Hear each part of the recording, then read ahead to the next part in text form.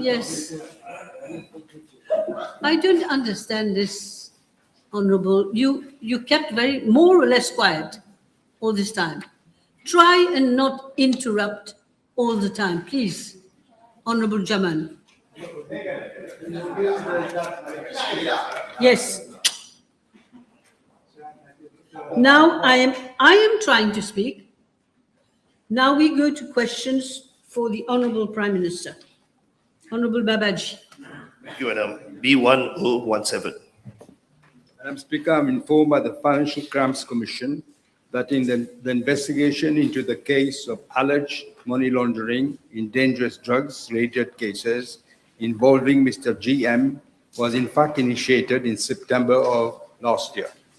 On the 26th of February 2026, the Commission carried out a search operation at the residence of Mr. GM in Petite Rivière and seized a sum of 1,074,725 rupees in cash and 6 vehicles, and therefore proceeded to arrest him. On the 27th of February 2026, a provisional charge of money laundering was lodged before the District Court of Bamboo against Mr. GM, and he was remanded to police cell. On the 5th of March 2026, Mr. GM was released on bail upon furnishing 2 sureties amounting to 5 billion rupees and entered into recognitions of 3 billion rupees. Madam Speaker, the Financial Service Crimes Commission is pursuing its investigation into the money laundering case, financing of drug dealing and asset recovery. Thank you. Yes. Yes. Supplementary. Yes. Thank you. According to my information, Madam Speaker, there is a small team in that Petite Rivière village, and especially the family members of the said GM. They got fleet of transport and they are supplying. Come with your question, please. Supplying hot drugs in the West. My question is, will the Prime Minister assure the House that there is no cover-up in the same investigation, and whether there will be more presence of the ADSU in the West, in that particular area? In that area? Yes. Yes, Prime Minister. The question is that we will take very harsh measures. If there are intervention, there are no intervention. We're not living in the MSM period where intervention was happening all the time. With this government, no intervention by whoever here. Secondly, ADSU has already increased its patrol in that area. Patrol in that area. Okay, yes, Honorable Babulal. Thank you, Madam Speaker. B1018. Madam Speaker, Mauritius being a small island developing state, we are vulnerable to environmental impacts and climate change. Major source of environmental pollution is plastic pollution, which is increasingly evident in public spaces, landfill sites, and our coastal and marine ecosystems, with the associated impact on biodiversity, fisheries, tourism, and public health. The flooding incidents which Mauritius has faced have clearly shown the significant amount of plastic waste that has accumulated in our environment and has been carried through drains and waterways. Our plastic waste is composed predominantly of plastic bottles and plastic food packaging. There is growing concern, Madam Speaker, about the footprints of plastic pollution. Research has shown that plastic pollution, 1, affects human health through the ingestion of petroleum-based microplastics found in drinking water and food. Secondly, it harms ecosystems by reducing soil quality and contaminating the freshwater and marine habitats. And 3, causes injury through ingestion and entanglement, reduced reproduction, and death of marine and terrestrial animals. According to the Minister of Environment, Solid Waste Management and Climate Change, the total waste generation in Mauritius is estimated at 518,300 tons. Out of this, approximately 14%, that is around 72,600 tons, is plastic, and only some 2,900 tons are collected by registered recyclers and exporters. Immediate action towards the elimination of plastic is required to minimize damage to human health, marine life, and ecosystems. Madam Speaker, in the budget speech, I announced the extension of the current excise duty of 2 rupees levied per per PET bottle containing water or soft drinks to plastic bottles containing other goods as from 1st of October 2026. The objective of this measure is to primarily encourage more environment-friendly consumption and manufacturing. However, Madam Speaker, we have got that the extension cannot be applied to all plastic bottles containing goods due to the potential impact of this measure on the cost of essential products and the non-availability of alternatives.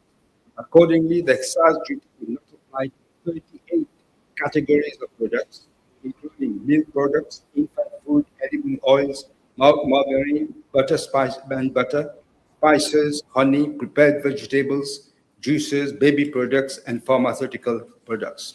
The expected revenue collection from the extension of the 2 rupee excise duty to plastic bottles is 135 million rupees for the financial year 2026-2027. In regards to part A of the question, the additional revenue from the extension of the excise duty will be remitted to the consolidated fund. The House may wish to note that there's already a climate and sustainability fund to support national initiatives to protect, manage, and invest, and as well restore our natural ecosystems and combat the effects of climate change. For the financial year 2026-2027, government will transfer 2.5 billion rupees from the consolidated fund to the climate and sustainability fund to finance various projects, schemes, and programs in connection with adaptation and mitigation measures to address climate change. In addition, an amount of 3.5 billion rupees has been earmarked in the consolidated fund to finance various projects and programs under different ministries for environmental protection. Concerning part B of the question, I wish to inform the House that there is presently a scheme operated by the Mauritius Revenue Authority, which provides for a financial incentive to be granted to exporters and local recyclers of waste PET bottles to encourage the removal of waste plastic bottles from the waste stream. Under the scheme, exporters of waste PET bottles are refunded an amount of 15 rupees per kilogram of waste PET bottles exported, and local recyclers an amount of 30 rupees per kilogram of waste-based bottle, which are recycled locally. Given that the excise duty will be extended to cover plastic bottles, the refund scheme will also be extended to cover waste public plastic bottles to be exported or recycled, whether they are subject to excise duty or not. Madam Speaker, there are other initiatives to support local manufacturers and recyclers which are being implemented by the Ministry of Environment. This includes the implementation of recommendations of a 10-year roadmap for a plastic pollution-free Mauritius through first, the conduct of a baseline study on the types of plastic products that can be recycled. Second, the establishment of technical specifications and national standards for recycled plastic to ensure safety, functionality, and quality. And third, the provision of training to recyclers and local authorities on upgraded sorting, contamination, control, and safety measures. Thank you. You want? Yes, all right. Honorable Bichuk. Merci, Madame la Présidente. B 1019, s'il vous plaît. Madam Speaker, I'm informed by the Commissioner of Police that 81 cases of fake Mauritian passports were reported on the 1st of January 2021 to the 9th of July 2026, out of which 2 have been reported in Mauritius and 79 abroad. Of the 79 cases reported by the foreign authorities, the nationalities of only 21 holders of the fake passports have been communicated to the Passport and Immigration Office. The 2 cases reported in Mauritius involve 2 Nigerians who have been arrested, and the cases are under investigation. I'm tabling the details of the nationalities of the 23 holders of the fake Mauritian passports. Madam Speaker, the existing format of the Mauritian passport is in existence since 2005. Government will be introducing the biometric passport, also known as e-passport, which will be equipped with advanced encryption and anti-tampering mechanism to facilitate the verification of the identity of the passport holder. Funds have been provided for in the budget of this year for the biometric passports. My office has already engaged with Singaporean Cooperation Enterprise under the existing Memorandum of Understanding for Consultancy Services on the e-passport project. The consultant will provide quality assurance and technical advisory services. To complement the introduction of biometric passports, my office is also working on a digital border management system to strengthen border security as well as to expedite the immigration clearances of passengers, which will contribute to enhance the efficiency and effectiveness of our airport. I mentioned this last time. One component of the system will include the e-gates, which complements the biometric passport in its reading to confirm that the person presenting the passport is actually the legitimate holder of the passport. Yes. You have a question? No? Okay, next question then, Mr. Liao. What about I'm B10? sorry. I'm sorry. Mr. Thank you. Apollo. Thank you, Madam Speaker. B1020. 1020, that's it. In fact, Madam Speaker, this is a very good proposition, and I'm sure the honourable member will be glad to know that on the 29th of April of this year, the contract for the e-government gazette project has been awarded to Envision IT Limited for the total amount of 9,760,000 rupees, which includes maintenance charges for 5 years. The contract agreement for the project was signed on the 25th of May 2026. The e-government gazette project consists of a web-based e-government gazette, including its legal supplement and online library information service. Some of the components of the e-government gazette are as follows.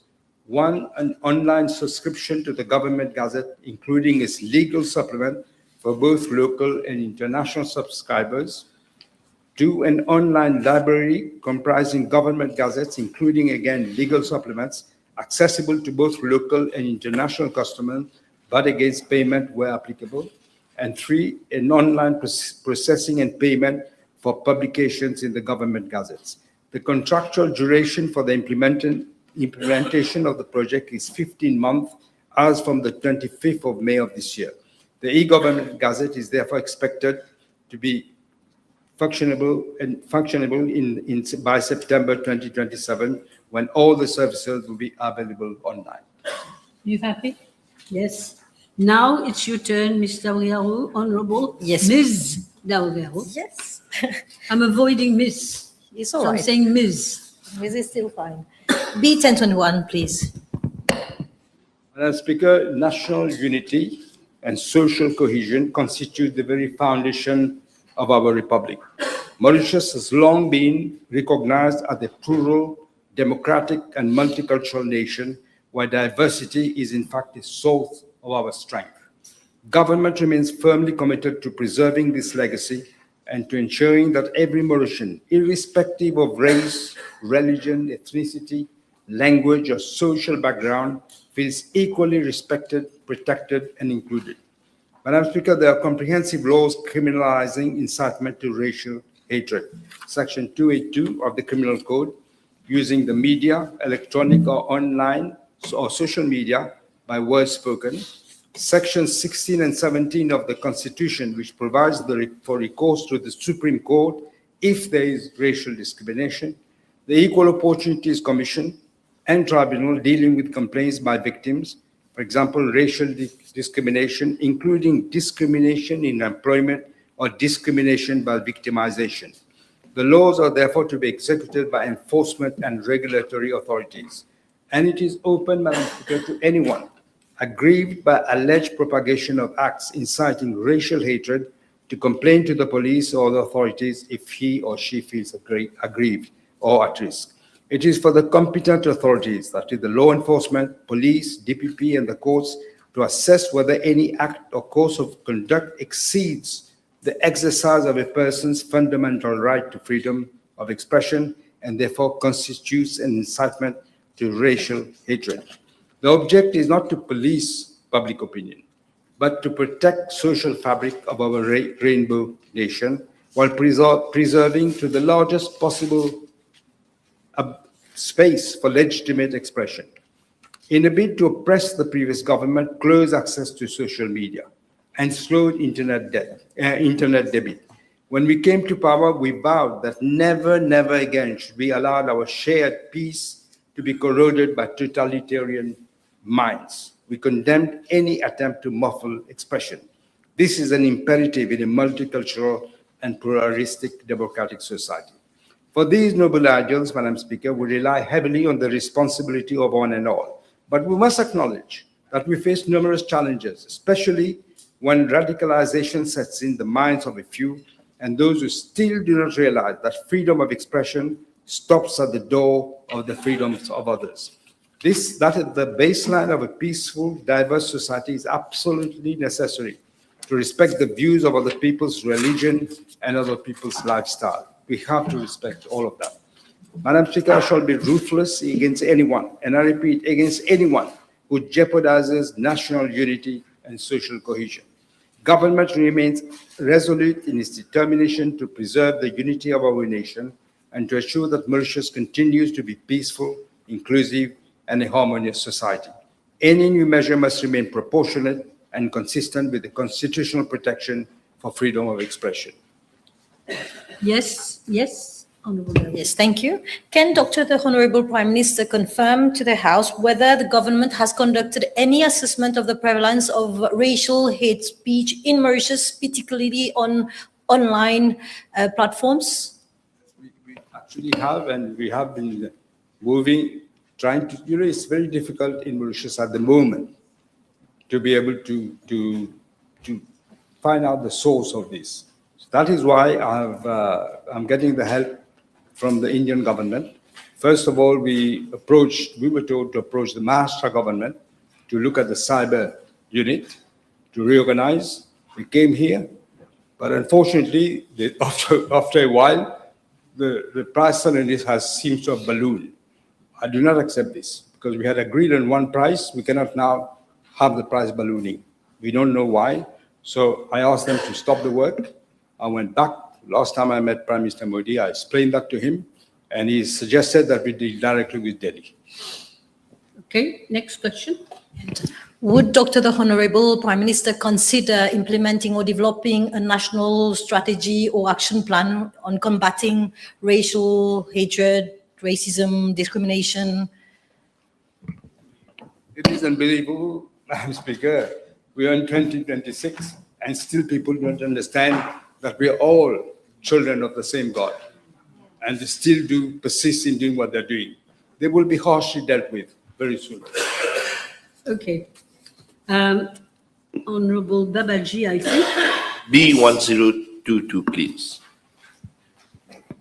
And Speaker, with regard to part A of the question, I'm informed by the Commissioner of Police that from January 2026 to the 8th of July 2026, 1,560 cases of drug-related offences have been reported by the police. The total value of the drugs seized during that period is estimated at around 1.3 billion rupees. I'm tabling the information regarding the types of drugs seized during that period. I can read it, but it's a long list, Madam Speaker. Probably is better that I table. With regard to part B of the question, as I've already stated in the House, the fight against drug trafficking is one of the major priorities of this government. Several organizations are working together and are taking different measures to address this drug scourge. The Commissioner of Police has informed that the police have increased patrols and crackdown operations conducted by different units in drug-prone areas. For the month of June 2026, 90 patrols were carried out just in 1 month.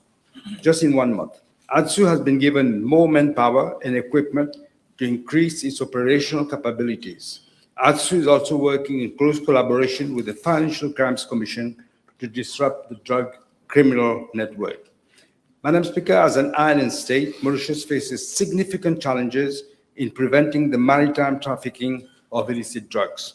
To reinforce coastal surveillance and improve the detection of illegal maritime activities, a new coastal surveillance radar system financed by the government of Japan is being installed and is expected to be operational by December of this year. At the international level, ADSU collaborates with the United Nations Office on Drugs and Crime, the US Drug Enforcement Administration, the UK National Crime Agency, Interpol, the Royal Canadian Mounted Police, and other agencies for intelligence sharing, capacity building, and cross-border investigations to combat transnational drug trafficking networks. Mauritius, Madam Speaker, has also partnered with India, the United Kingdom, France, and the United States to enhance our capacity for maritime surveillance and security. I'm informed, Madam Speaker, by the Director General of the Mauritius Revenue Authority that the MRA is undertaking the following additional measures to stop the smuggling of illicit drugs at the port and at the airport. First of all, they're purchasing one additional fast interceptor boat. The House may recall, Madam Speaker, that in September 2024, patrol interceptor boats of the MRA, I think 7 of them, I can't remember the exact figure, they were deliberately rammed into during the MSM regime, just to protect drug traffickers delivering drugs at the sea. That is the legacy of the MSM. 7 interceptors just rammed into, and the person who did that was allowed to continue as if nothing. He was not taken to task because he had got, probably he was told to do that. Secondly, posting of MRA officers on high-risk vessels to check all persons entering and leaving the vessels. Thirdly, procurement of a mobile pan scanner, which can be deployed all around the island. Fourth, increased use of technological tools to enhance the detection of drugs. And then finally, the installation of a one low-bed palletized cargo X-ray scanner in the port, which will be there by the end of this year.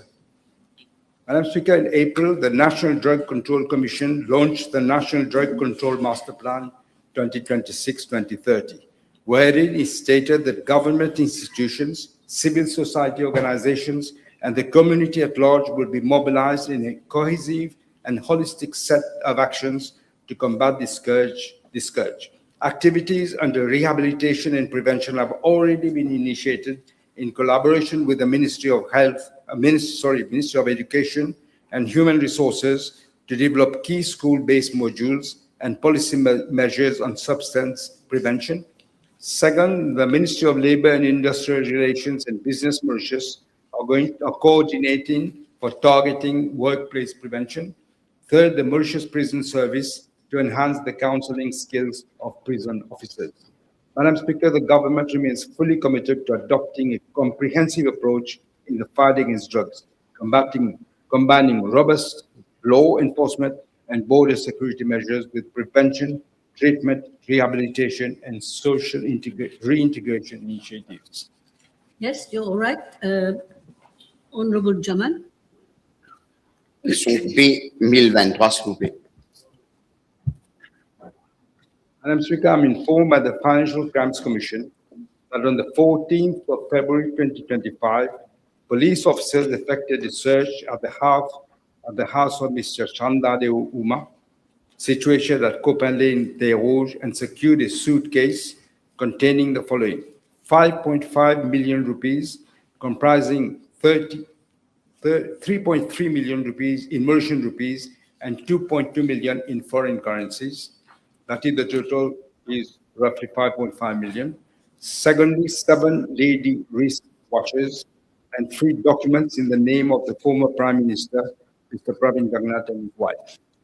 During the inquiry, 2 other suitcases and 1 bag, which contained a total sum of approximately 109 million rupees in local and foreign currency, were secured from the house and the office of one Mr. Josian Laval Dilawan.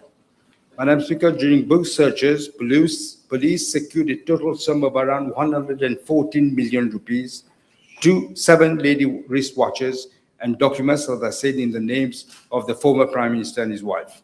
On the 15th of February of 2025, Mr. Chandradeo Uma, Mr. Josian Laval Dilawan, and Mrs. Devyani Nakchedi Ramcharan and Mr. Pravin Kumar Jagannath were arrested for money laundering offences in breach of the Financial Crimes Commission Act. Mr. Chandradeo Uma and Mr. Josian Laval Dilawan appeared before the court on the 16th of February 2025 and were remanded to police cell. On the 17th of February 2025, they appeared before the District Court of Pamplemousse, where a provisional charge was lodged against them. They were released on bail on the 20th of February 2025 after having furnished 2 sureties of 300,000 rupees each by way of bank check and entered into recognitions of debt amounting to 5 million rupees each. Mrs. Devyani Nakchedi Ramchai appeared before the court on the 16th of February 2025 as was remanded to police cell. On the 17th of February 2025, she appeared before the District Court of Pamplemousses, where a provisional charge was lodged against her. On the 18th of February 2025, she was released on bail after having furnished two sureties of 200,000 rupees by way of bank check and entered into recognitions of debt amounting to 5 million rupees. Madam Speaker, Mr. Pravin Kumar Jagannath was also arrested on the 15th of February 2025, and he appeared before the court on the 16th of February 2025, but was released on bail on the same day. On the 17th of February 2025, he appeared before the District Court of Pamplemousses, where a provisional charge was lodged against him. He furnished two sureties of 750,000 rupees by way of bank check and entered into recognitions of debt amounting to 5 million rupees. I'm informed, Madam Speaker, by the Financial Crimes Commission that due to the sensitivity of the case, further information on the ongoing investigation cannot be communicated. Yes, one question. Can the Honorable Prime Minister inform the House whether the FCC is enough equipped, has a required technical expertise and manpower to carry such cases, as there is a long list of cases pending at the level of the FCC? The case, and I think I must accept what the Honorable Member is saying, that we need experts to deal with all those things. They're not trained enough for that. That is why we have people from former Scotland Yard officers who are actually helping them, assisting them in the inquiry. Okay, next question, Honorable Kazan. Thank you, Madam Speaker. B1024, please.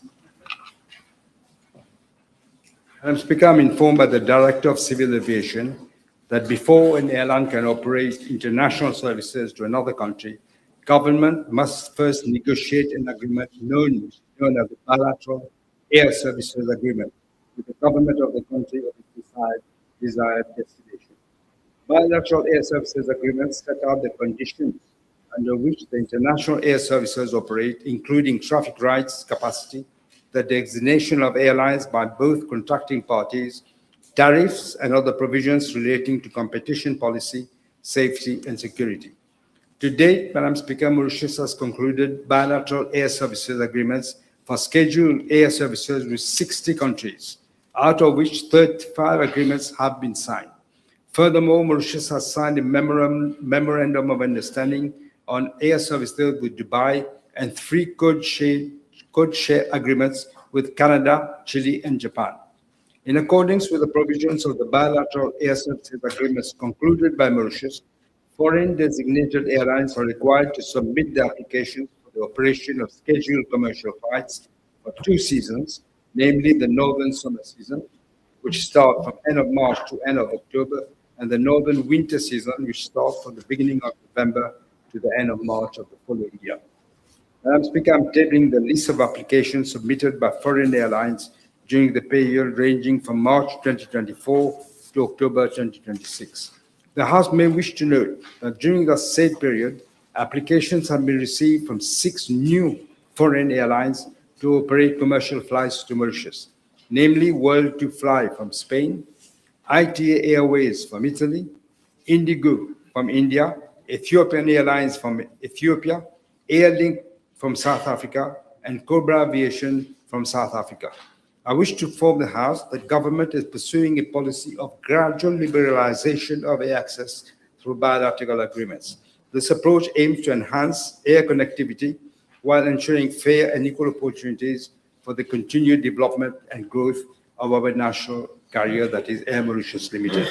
Madam Speaker, air connectivity is extremely important for the development of our country. Any decision for opening up our airspace to any airline would be taken after a thorough assessment has been made as to the benefits that may accrue to Mauritius from such an agreement. Thank you. Yes.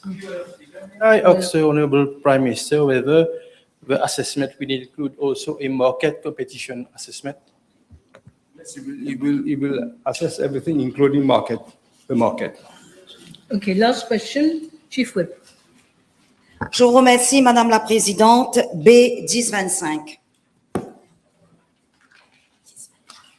Madam Speaker, in regard to part A of the question, I'm informed by the Commissioner of Police that on the 15th of March 2023, a request was received from the then Ministry of National Infrastructure and Community Development for the provision of surveillance cameras in the underpasses which fall under the purview of the Road Development Authority, including Riano Underpass, included in that. Since the images captured in the cameras would require constant surveillance, a request was also made for the cameras to be integrated to the Safe City network and for monitoring by police. I'm further informed that the intelligent video surveillance system cameras under the Safe City project have already been installed over strategic locations island-wise, and the project has been completed in this respect. And given that the current Safe City cameras are not designed to operate in underpasses and footbridges, Mauritius Telecom, which is the service provider for the Safe City surveillance network, is in the process of working on the new technical specifications. Since the existing Safe City network is a closed system, any extension thereof to cover the underpasses and footbridges would have to be undertaken at the new project with technical specifications for the surveillance cameras. Meetings have accordingly been held between the Police Department, the Road Development Authority, the Central Electricity Board, and Mauritius Telecom to work out the technical specification and cost estimate for its implication. Madam Speaker, in regard to part B of the question, I'm informed that there are 7 underpasses across Mauritius. The 2 underpasses at Koda are covered by private CCTV cameras.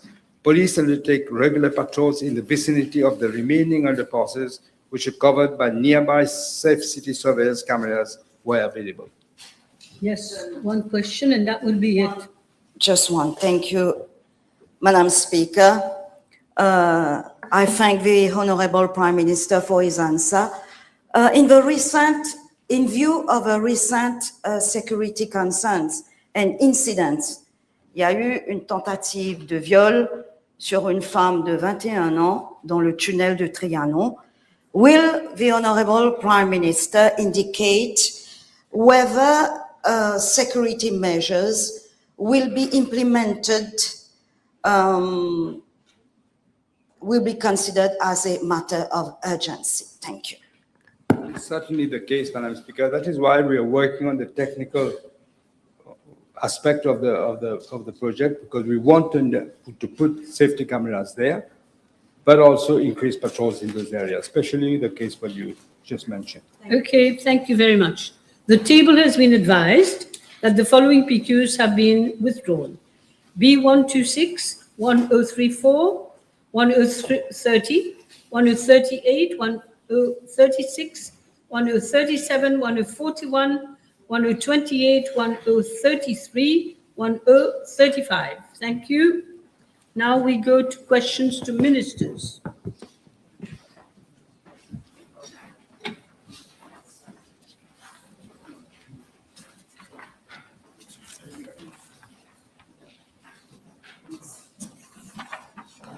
Yes, Honorable Member for Bobassa. B 1044. Madame Speaker, the Electoral Manifesto de l'Alliance du Changement of 2024 indeed contains a proposition to set up a free insurance package, including a medical insurance cover for national athletes.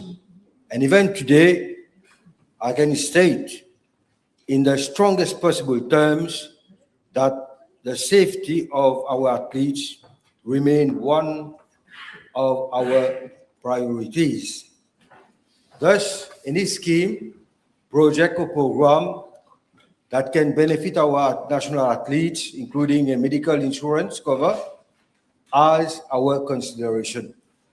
I would like to inform the House that this matter has already been discussed, and the high-level sport unit of my ministry has been tasked with the responsibility of looking into the setting up of a medical scheme for national athletes, the improvement of the existing athlete welfare scheme, and other innovative measures that can improve the protection of the sporting community. The House may wish to be informed that, in parallel, Section 6(1)(d) of the Sport Act 2016 requires national sport federation to make appropriate arrangement for accident insurance covered for their licenses and officials during competition, as well as for athletes undergoing training with their national squad. Madam Speaker, with a view to supporting national sport federation and sport organization in fulfilling this important obligation, my ministry provides financial assistance to them to meet the cost of insurance coverage. The responsibility is on the federation regarding the quantum for the group personal accident insurance cover. In addition, my ministry has put in place a group personal accident insurance policy for participants in sporting events organized under its aegis for the period 1st January 2026 to 31st December 2026. Provision has been made by my ministry to provide accident insurance coverage up to 2,000 participants in the event of accident, injury, or death arising from activities engaged by my ministry. Madam Speaker, my ministry will continue to work closely with National Sport Federation and other stakeholders to ensure that the existing support mechanisms are effectively implemented for the benefit of our athletes. Merci, Madame la Présidente. Vu que là, nous parlons aussi d'assurance médicale et vu que le ministère a confié cette tâche au Trust Fund for Excellence in Sport et que ce n'est que récemment, si je comprends bien la réponse du ministre, que son ministère a commencé à travailler sur ce projet. Et ne considère-t-il pas, l'honorable ministre, ne considère-t-il pas que ce retard, bientôt 2 années que l'Alliance du changement est au pouvoir, que ce retard est préoccupant et qu'il est désormais impératif de demander au Trust Fund for Excellence in Sport de mettre les bouchées doubles afin de respecter un engagement pris envers les sportifs mauriciens en 2024? We are not talking about the excellence in sport. This is a different thing altogether. We are talking about the National Athletes Medical Scheme, Athletes Welfare Scheme that is existing already. So what you are asking, this is different from what the ministry is doing. The level from Kodo is a different thing. The trust fund is a different thing. This one is different from the ministry. Yes, Madame la Présidente, que l'honorable ministre n'a peut-être pas bien saisi ce que je viens de dire. Si j'ai bien compris sa réponse, je lui repose la question. À qui la tâche a été confiée? Il a dit lui-même que cette tâche aux fédérations, si j'ai bien compris. Moi, j'ai compris les fédérations. OK. Si c'est son ministère en particulier ou bien un organisme tombant sur son ministère qui a eu la tâche d'aller de l'avant et de faire aboutir ce projet. Est-ce qu'il peut confirmer? I rightly pointed out, Madam Speaker, that the ministry who is undertaking the responsibility to look into the scheme. We have a scheme that is updating. Now we have at the level of our ministry that is working on it. OK. Dernière question, Madame la Présidente, avec votre J'ai permission. beaucoup de questions, malheureusement, là-dessus. Peut-on savoir si le ministère a consulté les différentes fédérations sportives sur les critères d'éligibilité et la nature des prestations offertes? And we are looking into the water. OK. Dr. Omir, yes, and then Mr. Thank you, Afro. Madam Speaker. May I ask the Honorable Minister, in the light of the recent World Cup where there have been senior athletes who have sudden death immediately after their participation in the World Cup, would we not consider for our high-level athletes to have thorough cardiac assessment at regular intervals before embarking on such high-level competition? Thank you. Okay, Minister, simple question. This is a very good question. I'm going to take this into Okay, consideration. Mr. Apollon. Thank you, Madam Speaker. In this context, can the Honourable Minister inform us to whether Mr. L, injured cyclist, has benefited from the financial assistance under the Athlete Welfare Scheme? Mr. L, Mr. L, the injured cyclist. cyclist, ML. cyclist, ML. Cyclist, yeah. Madam Speaker, in my reply to Parliament question B978 and B980 last week, I informed that the case of Mr. L was being considered for any assistance deemed appropriate under the Athlete Welfare Scheme. I'm pleased to inform the House that high-level sport unit, which managed this scheme, with the approval of the Cabinet, has approved last week itself the payment of 250,000 rupees in favor of Mr. L. Yes, Ms. Colette. Thank you, That Madam will be the Speaker. last supplementary. Yes. Can the Honourable Minister inform the House how many athletes have benefited from this scheme for the financial year 2025-2026, please? Do you have these figures? I would be pleased to answer, but it's a long list. I can table Yeah, if please you. table. Please table. Next question, Ms. Sabapati. Thank you, Madam Speaker. Question B 1045. Mr. Housing. Thank you, Madam Speaker.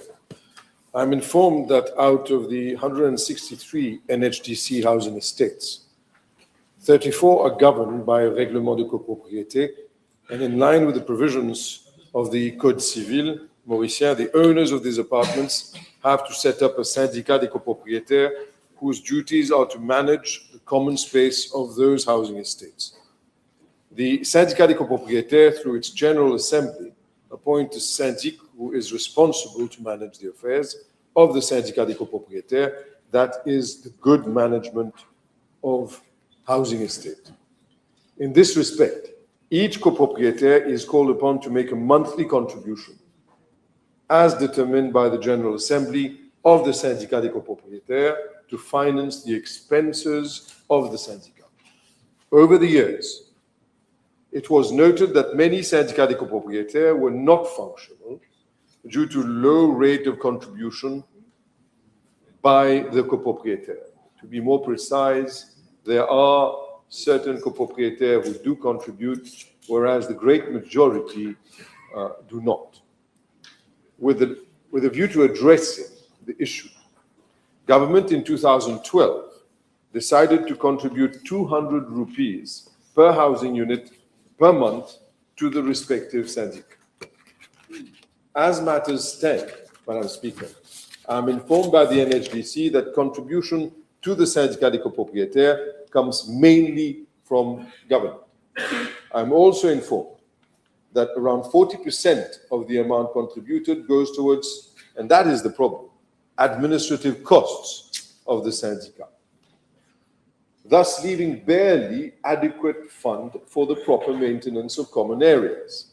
In this context, I have requested the NHDC to come up with proposals to operate themselves as syndic on housing estates, where the syndicat is not fully functional or not functional at all. I underline those two elements. Because if it's working properly, there is no need for us to intervene. It is understood that this proposal can only happen if the decision is taken by the copropriétaire at their General Assembly. Since there is already a housing estate management and community development unit and a maintenance unit at the NHDC, resorting to the latter company will result in reducing the amount being absorbed as administrative cost of existing syndics, thus providing for additional funds towards proper maintenance. In regards to Part A, the key measures to be implemented by the NHDC will be as follows.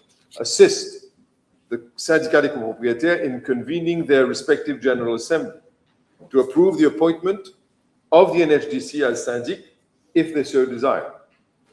Two, seek the consent of the respective syndicat des copropriétaires for the monthly subsidy of 200 rupees per housing unit by government to be disbursed to the NHDC. Because it's the NHDC that will do the work, the NHDC, with their consent, will hold on to that in order to do the work. Reinforce its housing, estate management, and community development unit, as well as its maintenance unit.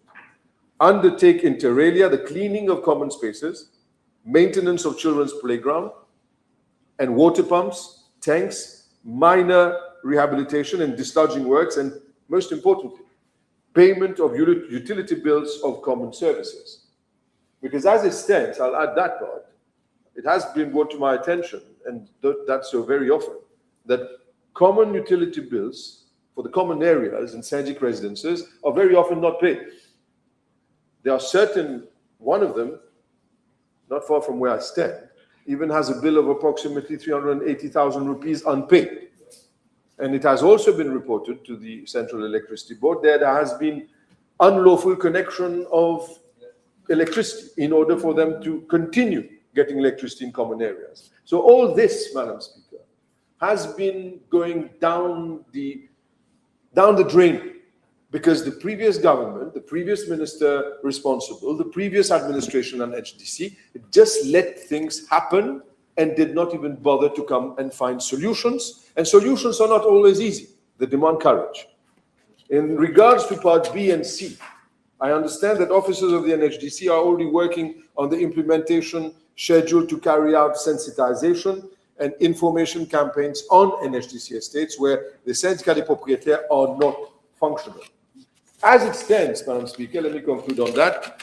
A lot of those non-functional or dysfunctional syndics are represented by certain people, as I've explained. 40% minimum, sometimes more, of what government gives is absorbed by their administrative costs. They take on that money. And very often you find out that they were political agents of the former government, surreptitiously placed there. So let me make it very clear. I know that they will find change complicated. It's understandable. All change is very difficult for certain people who have vested interest in there. So they will be trying a lot of things in order to stop this regime, in order to bring solutions, in order to make sure that NHDC residences are clean, well-maintained, and there's a proper living environment. I will not deter. My officers will not run away. We will forge ahead with the help of every single member of parliament, even on the member of parliament on the other side. Thank you very much. Yes, one. Thank you, Madam Speaker. Can the Honorable Minister give any indication on how financial matters will be handled by the syndic and whether residents of NHDC complexes will be made to contribute any sum? If so, the amount, please. Thank you. It's a very good question. And the exercise that we've carried out already at the level of the ministry, together with officers and management of the NHDC, also with the new housing estates of the NSLD, there will be 14. In actual fact, I have the figures, and I will. There are NHDC housing estates. There are 34. Number of housing units 7,635. Number of syndic 79.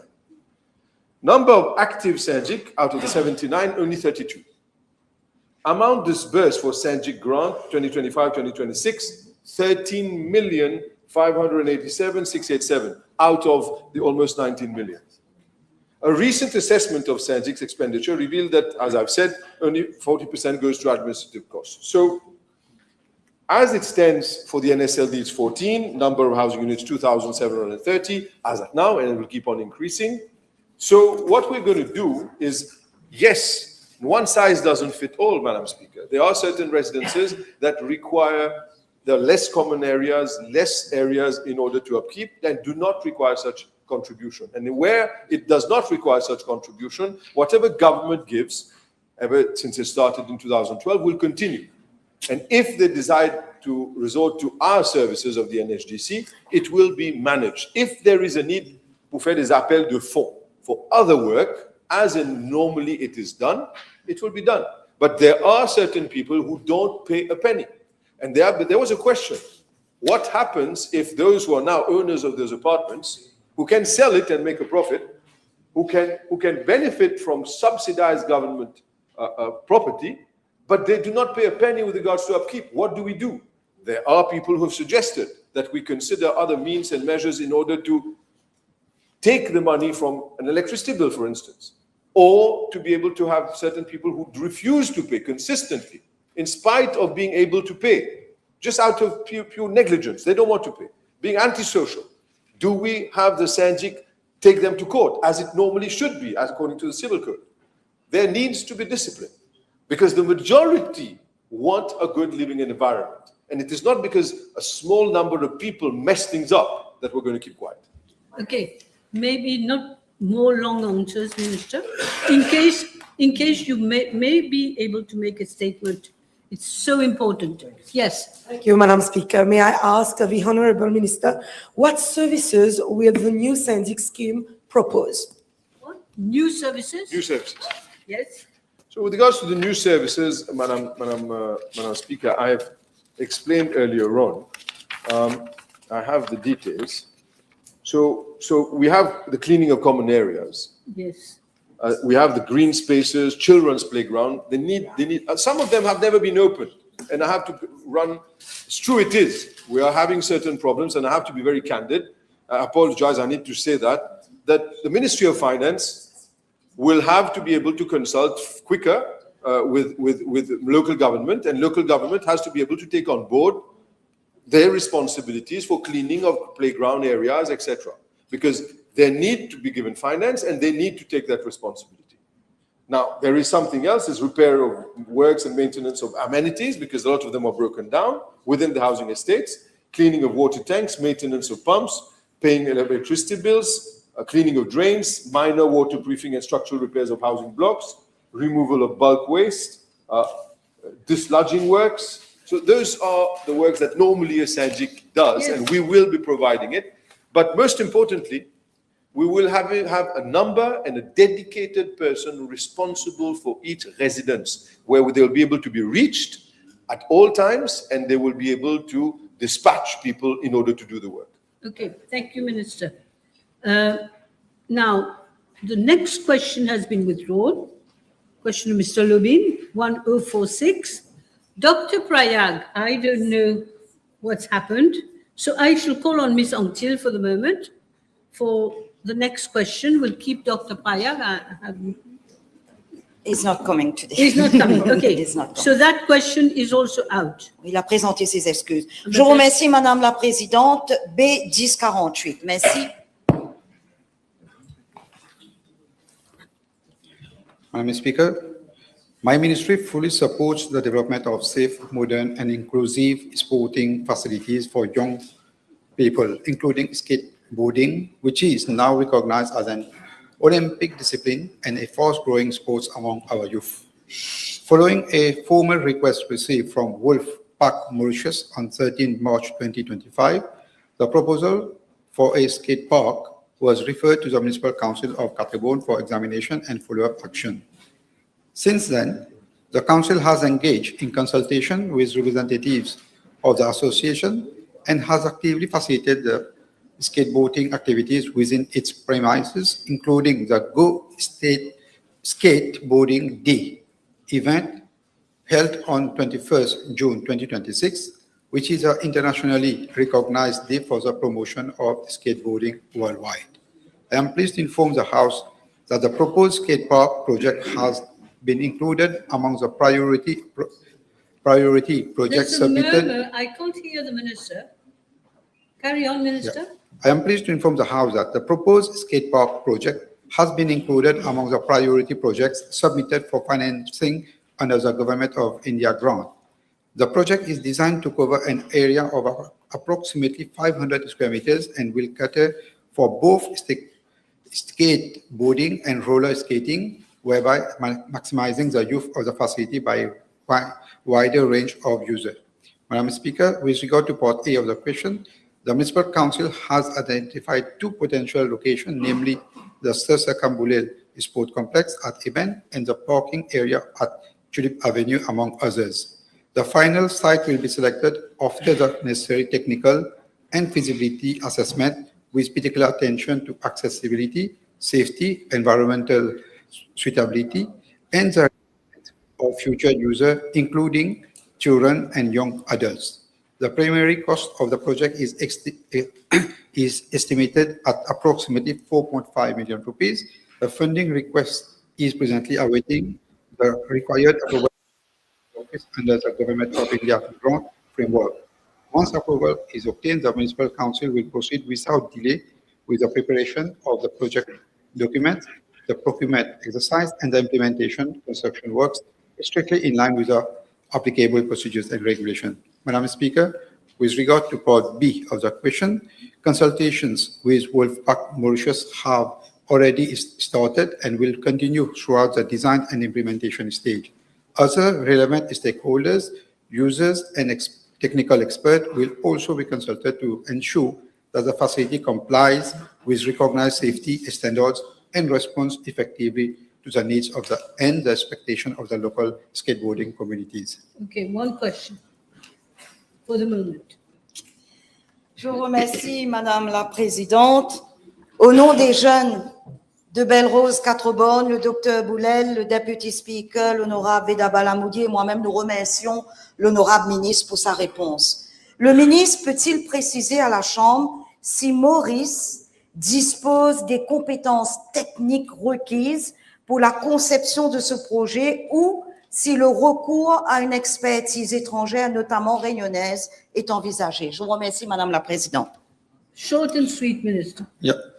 Madam Speaker, I wish to inform the honorable members that the Council does not have in-house specialists in state park facilities, but the Municipal Council will therefore work in close collaboration with a specialist in close collaboration with the experienced local skateboarding association. We do have an association. We will work. And they're experts. They are experts. Okay. So we will work in collaboration with them. Yes. Je vous remercie, Madame la Présidente. Le skateboard étant une discipline olympique, le ministre peut-il indiquer si son ministère envisage une collaboration avec le ministère des Sports afin d'offrir aux jeunes des infrastructures adaptées leur permettant de s'entraîner et de développer leur potentiel? Je vous remercie, Madame la Présidente. Very easy. Yeah. Madam Speaker, my ministry is already working in close collaboration with the Ministry of Youth and Sport. I am sure that Honorable Devanangan will give a helping hand for the promotion of this skateboarding. Very good. Thank you very much. I will have a last question from Mr. Francois. Thank you. B/1049. Madam Speaker, I wish to inform the House that over the past 5 years, 4 applications for environmental impact assessment license for private undertakings have been received at the level of the ministry. Out of these 4 applications, 3 environmental impact assessment licenses have been issued. One application, namely the proposed Balao Bay Small Hotel Development at Ansali, Rodrigue, by Société Civile Balao Bay, has been withdrawn as a request of the proponent on the 5th of October, 2023. It is to be noted that no application for environmental impact assessment license for public undertakings have been received at the level of my ministry over the past 5 years. I'm tabling a list of applications for environmental impact assessment license applications for Rodrigues from 2021 to date, which have been processed by the ministry. Madam Speaker, furthermore, with regard to preliminary environmental report and strategic environmental assessment report, no application have been received at the level of the ministry for public or private undertakings in Rodrigues over the past 5 years.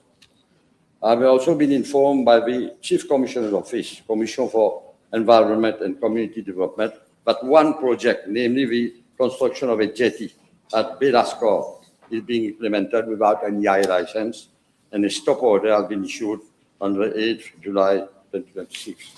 Thank you. Yes. Thank you, Honorable Minister. With regards to the stop order, may I know who issued the stop order? Is it your ministry or it's the local authority there at? It's the Chief Commissioner's Office and the Environment Department of Rodrigues. Okay. Thank you. I think we can break now. We will break for 1 hour only today, exceptionally. Thank you.